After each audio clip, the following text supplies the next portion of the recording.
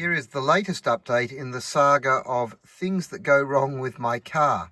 I should add this is a wonderful car and I love it very much, but it's an old car and things do go wrong from time to time.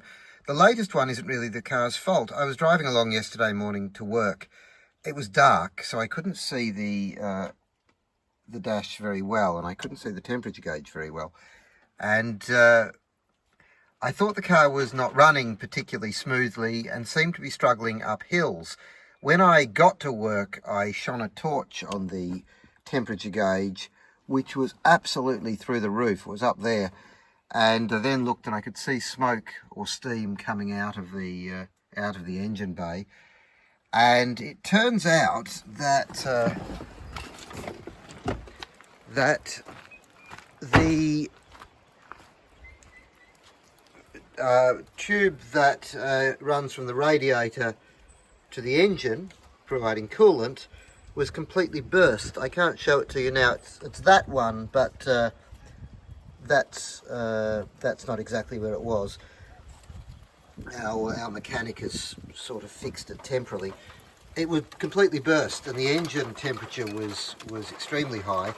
Amazingly, it hasn't seized the engine, and the engine is now fine, but apparently if I'd driven it for another 5 minutes it probably would have destroyed the car, or destroyed the engine anyway.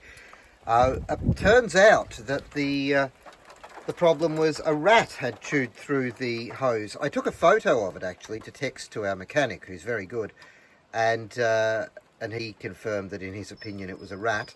We certainly get a lot of rats here, so there you go. Rats, for some bizarre reason, like to chew through rubber hoses in the engines of cars, and as a result can do a lot of damage. I contacted our mechanic Peter, who is brilliant actually, and he came up within a couple of hours, was able, as I say, to sort of bodge this together until he can order the appropriate hose. It's not quite where it should be, but it does the job, and it now runs fine. And when he's got the proper hose, he will fix it up. It is an extremely wet and gloomy morning this morning, as you can probably see and hear. And as you can tell, our tanks are all completely full. We have all the water we can store. It would be lovely to have some more tanks actually. We have, as you probably know, oh, here's a kangaroo. Hello. I won't disturb Mrs. Kangaroo, but we have a tank up there, you can just see it. And that's our main tank. And then we have a tank which collects the water off the roof of our library, which is that one. And we have another tank that collects the water off the roof of our house, which is behind the house. And the water from that tank and from the house tank are pumped up to the big tank. And at the moment all 3 tanks are completely full, and there's a lot more rain to come, which we can't really capture, but one day in the future we hopefully will have more tanks and be able to capture more water. But very wet. You might even be able to hear our creek at the moment. In fact, why don't we go down and have a look at the creek?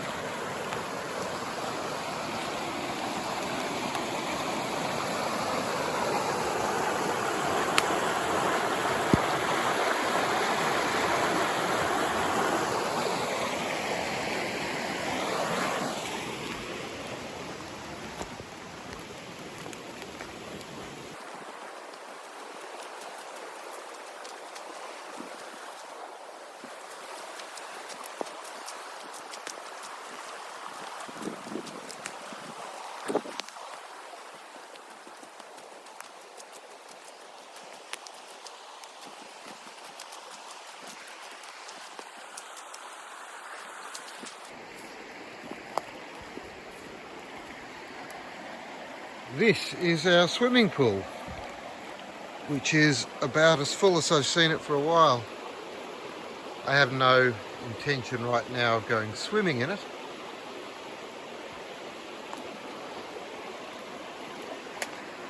But you can probably see the creek flows into the swimming pool there, fills the swimming pool, and then leaves the swimming pool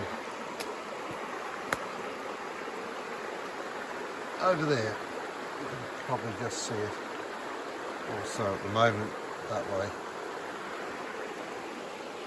We've never swum in it. In summer I'm a bit worried about snakes, and in winter I'm a bit worried about leeches.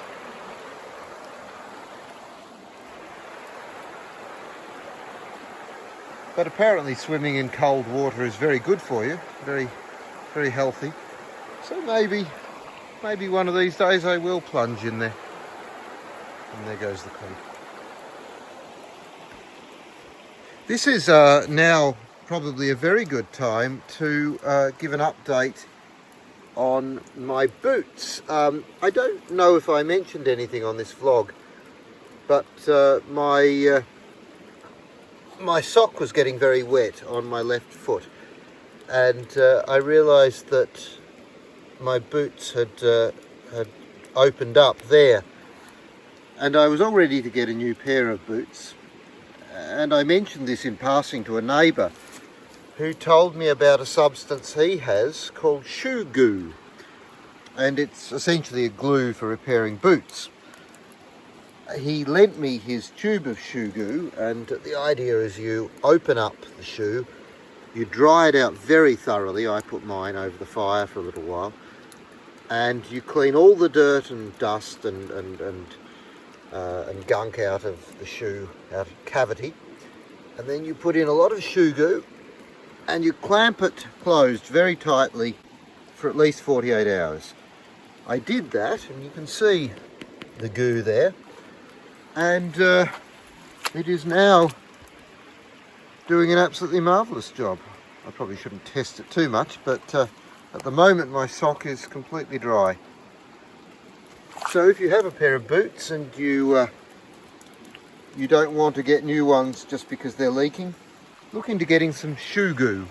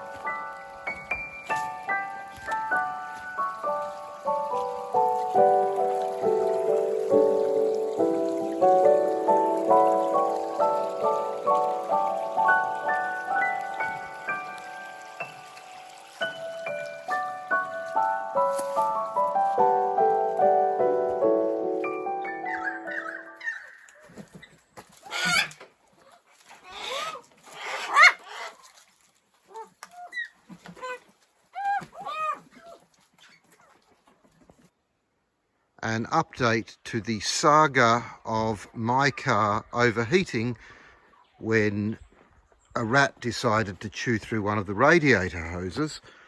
It seems that the same thing has happened to our Vitara.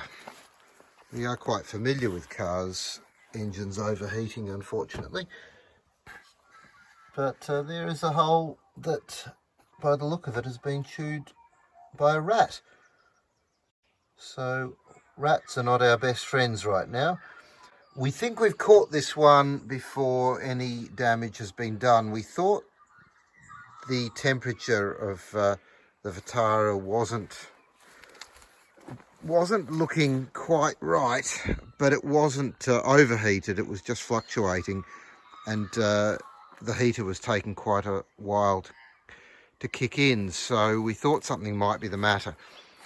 And I was keeping an eye on it as I was driving, and noticed that it was getting a bit hot and steam was appearing out of the engine bay, so I pulled over immediately. And yeah, there is the hole.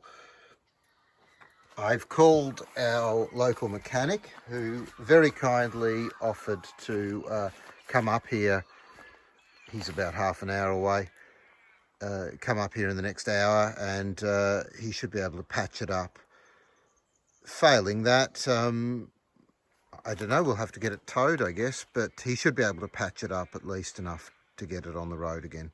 And I don't think there is any damage done. In the meantime, I've got an hour or so to spend on this lovely morning listening to the birds and maybe scrolling through YouTube.